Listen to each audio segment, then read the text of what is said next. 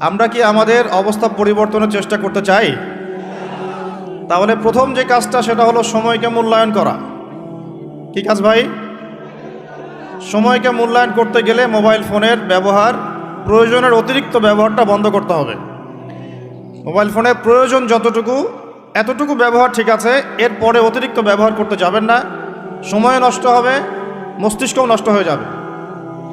বহু হাফেজে কোরআন এখন দিন দিন কোরআন ভুলে যাচ্ছে। এর অন্যতম একটা কারণ মোবাইল ফোন। কিছু আহলুল বলদ বলতে পারে দলিল দেন, বলবো এটা দলিল নাই, বিনা দলিলেই হক কথা। আর এই দলিল বুঝতে হলে সাইকিয়াট্রিস্টের কাছে যান, ডক্টরের কাছে যান, তিনি বুঝাবেন যে মোবাইল ফোনের আসক্তির কারণে মেমোরি কিভাবে দিন দিন ড্যামেজ হয়ে যাচ্ছে। তো আমাদের দেশে একটা প্রবলেম দেখা যাচ্ছে, আমরা ডিগ্রি সার্টিফিকেট অর্জন করছি কিন্তু সৃজনশীলতা তৈরি হচ্ছে না। সৃজনশীলতা তৈরি হচ্ছে না, এর পিছনে অন্যতম একটা কারণ হচ্ছে মোবাইল ফোনের অতিরিক্ত ব্যবহার। এবং আমাদের বাচ্চা কাচ্চাদের অবস্থা আরও বেশি ভয়ঙ্কর। একটা শিশু বাচ্চাকে মোবাইল ফোন দেখানো ছাড়া মা ভাতও খাওয়াতে চাচ্ছেন না, এতে করে তার মেমোরিটা ছোটোবেলাতেই ড্যামেজ হয়ে যাচ্ছে। আমরা যারা স্কুল কলেজ ইউনিভার্সিটির ছাত্রছাত্রী আছি, এদের একটা বড় অংশই, দিনের একটা বড় অংশ মোবাইল ফোনে পড়ে থাকে। এই কারণে একটা পড়া তারা বেশি দিন মনে রাখতে পারছে না। আমরা নিজেরাও ভুক্তভোগী। একসময় কোরআনের যে কোনো পৃষ্ঠার যে কোনো আয়াত অনেক সময় নাম্বার সহ বলে দিতে পারতাম, কিন্তু এই মোবাইল ফোনের ব্যবহারের কারণে আস্তে আস্তে আমরাও দেখা যাচ্ছে আয়াত বলতে গিয়ে ভুল করছি, হাদিসের রেফারেন্স দিতে গিয়ে ভুল করছি। অনেক চিন্তা করেছিলাম যে এর পিছনে কারণটা কি। আমরা তো মুজাহাদা করে যাচ্ছি, কারণটা কি? কারণটা হচ্ছে ডিভাইসের অতিরিক্ত ব্যবহার। আল্লাহর ওয়াস্তে আমি ইয়াং জেনারেশনকে রিকোয়েস্ট করব, প্রয়োজনের অতিরিক্ত মোবাইল ফোন আজকে থেকে আর না। রাজি আছি? প্রয়োজন যতটুকু এতটুকু, এর অতিরিক্ত মোবাইল ফোন আজকে থেকে আর না। আর এই সামাজিক যোগাযোগ মাধ্যম সবাইকে ব্যবহার করতে হবে না।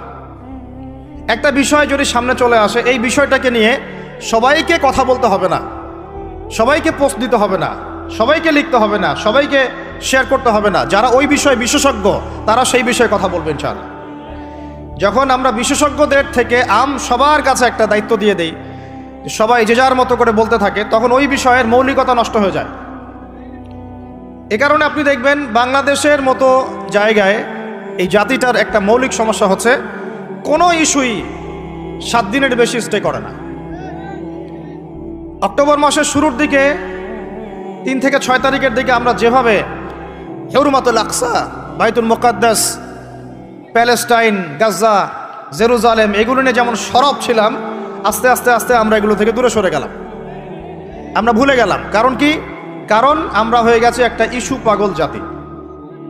এর অন্যতম একটা কারণ হচ্ছে সামাজিক যোগাযোগ মাধ্যমের যে গঠনমূলক ব্যবহার, এটা আমরা সবাই জানি না, আমরা বুঝি না আমরা কি ব্যবহার করছি, কেন করছি, কিভাবে করা উচিত। যদি সরকার থেকে একটা নীতিমালা দেওয়া হতো আর একটা যোগ্যতার মানদণ্ড দেওয়া হতো যে এই যোগ্যতা না অর্জন করা পর্যন্ত সামাজিক যোগাযোগ মাধ্যমে অ্যাকাউন্ট খুলতে পারবে না, তাহলে দেখতেন সমাজটা সুশৃঙ্খল হয়ে যেত। তো প্রথমে এতগুলো কথা বলার উদ্দেশ্য হচ্ছে যুবকদেরকে একটা বিষয় সচেতন করা, যে আপনার মেধা, আপনার সময়, আপনার প্রতিভা, এই পুরো বিষয়গুলো এখন মোবাইল ফোন খেয়ে ফেলছে আপনাদের। এখন এখান থেকে বের হওয়ার আপনার কাছে পথ যেহেতু নাই, অতএব যতটুকু ইউজ করতে আপনি পারেন প্রয়োজনে অতটুকু ইউজ করবেন, বাকি সময় ফোনে পড়ে থাকবেন না। রাজি আছি? কারণ আমরা বলেছিলাম, আয়াত শুরুতে একটা আয়াত বলেছিলাম, আল্লাহ পাক কোনো জাতির অবস্থা ততদিন পর্যন্ত পরিবর্তন করেন না যতদিন না তারা নিজেরা কি বলেন, নিজেদের অবস্থা পরিবর্তনের চেষ্টা করে। তাহলে প্রথম পরিবর্তনটা শুরু হোক আপনার সময়কে মূল্যায়ন থেকে। আল্লাহ পাক তৌফিক দান করেন। আল্লাহ পাক কিন্তু সূরা আসরে বলেছেন, ওয়াল আসরি, সময়ের কসম, মহাকালের কসম, সময়ের কসম, ইন্নাল ইনসানা লাফি খুসর, আমি আল্লাহ সময়ের কসম করে বলছি পুরো মানব জাতি ক্ষতির মধ্যে আছে। ইল্লাল্লাযীনা আমানু, তারা ব্যতীত যারা ঈমান এনেছে, ওয়া আমিলুস সলিহাত, এবং সৎ আমল সম্পাদন করেছে, ওয়া তাওয়াসাউ বিল হক, পরস্পরকে সত্যের উপদেশ দিয়েছে, ওয়া তাওয়াসাউ বিস সবর, এবং পরস্পরকে ধৈর্যের উপদেশ দিয়েছে। তাহলে আল্লাহ পাক এখানে সময়কে মূল্যায়ন করতে বলেছেন। তো যদি আমরা জাতিগতভাবে পরিবর্তন চাই এবং এই বিশ্বে আবারও সেই আগের মতো মাথা উঁচু করে বাঁচতে চাই, সবার আগে সময়কে মূল্যায়ন করতে হবে। আল্লাহ পাক তৌফিক এনায়েত করেন, আমিন। আর এই সময়কে মূল্যায়নের পথে বাধাই হচ্ছে স্মার্টফোন। কিভাবে? আমার আজকের আলোচনার টপিক কিন্তু স্মার্টফোন না। শুরু করলাম কারণ আপনারা অনেকেই ফোন বের করে দাঁড়িয়ে আছেন সেলফি তোলার জন্যে, ভিডিও করার জন্যে। এগুলো দিয়ে গাজাবাসীর কোনো উপকার নাই। এইসব করে সারা বিশ্বে নির্যাতিত উম্মার তাদের রক্তের ঋণ শোধ হবে না। এগুলো করে আমাদের মাজলুম বোনদের ইজ্জতের বদলা নেওয়া যাবে না। এগুলো করে আমাদের ভাইদেরকে যে বোম মেরে হত্যা করা হচ্ছে বা এখনো হচ্ছে, ভবিষ্যতেও হয়তো হবে, অতীতেও হয়েছে, এই ঋণ আপনি এসব শোডাউন করে শোধ করতে পারবেন না। এগুলো মৌলিক কাজ নয়, এগুলো মৌলিক কোনো কাজ নয়।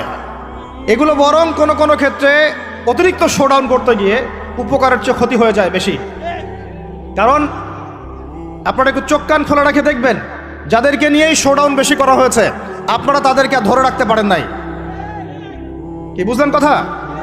কেউ বুঝে ঠিক বলছে, কেউ না বুঝে ঠিক বলছে। যাদেরকে নিয়ে আপনারা বেশি বেশি শোডাউন করেছেন তাদেরকে আপনারা ধরে রাখতে পারেন নাই। তাহলে এখন সেই শূন্য স্থানগুলো কি কে পূরণ করবে? যারা শোডাউন করতো তারা কি পূরণ করতে পেরেছে? না। অতএব এগুলো বন্ধ করেন। মৌলিক কাজ করি। মৌলিক কাজ হচ্ছে আমরা জাতিটাকে পরিবর্তন করতে চাই কি চাই না?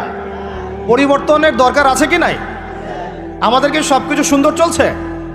যদি বাহিরের চোখ দিয়ে দেখেন তাহলে মনে হবে হ্যাঁ সব সুন্দর চলছে, তাই না? মসজিদ আছে আমাদের, মাদ্রাসা আছে আমাদের, আমরা মুসলমান কালিমা পড়েছি, লা ইলাহা ইল্লাল্লাহ পড়েছি, মুহাম্মাদুর রাসূলুল্লাহ পড়েছি, আমরা মাশাআল্লাহ আমাদের বোনরা পর্দা করে, আপনারা ওয়াজ মাহফিলে আসছেন, ইত্যাদি ইত্যাদি। আপনারা যদি বাহিরের চোখ দিয়ে দেখেন মনে হবে সব ঠিকই আছে, কিন্তু আমাদের এই বাহিরের চোখের বাহিরেও ভিতরে একটা চোখ আছে। এটাকে বিশ্বাস করেন? বাহিরের চোখ দিয়ে যদি দেখেন তাহলে মনে হবে সব ঠিক আছে।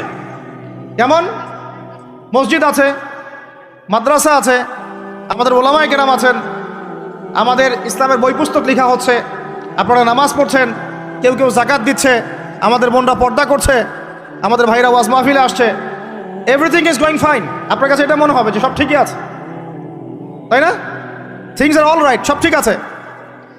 কিন্তু ভিতরের চোখ দিয়ে দেখা শিখলে আপনি বুঝবেন যে এই সব ঠিকের